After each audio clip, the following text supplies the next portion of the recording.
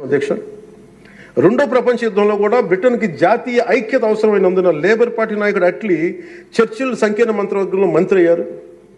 మా పార్టీ, మా కూటమి పాత తరం విలువలతో కూడిన రాజకీయం చేస్తాం అధ్యక్ష. అందుకు ఈ ఇబ్బందుల్లో మేము నిలబడతాం.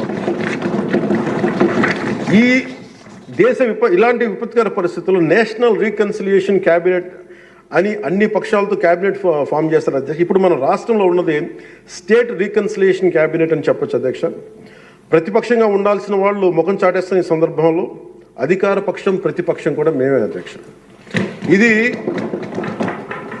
ఒక్కోసారి మాలో మేము ఉదాహరణకి టీటీడీలో ఒక తప్పు జరిగింది అధ్యక్ష. చిన్న పాలనా ఇష్యూ, అది కొన్ని ప్రాణాలు కోల్పోయి ఆ రోజు నేను వాళ్ళందరికీ వెళ్ళి క్షమాపణ చెప్పాను అధ్యక్ష. దేనికంటే ఇది నాకు సంబంధం లేదు అని అనుకోవడం కాదు. మా సభ్యులు ఉన్నారు అక్కడ, మన తిరుపతి.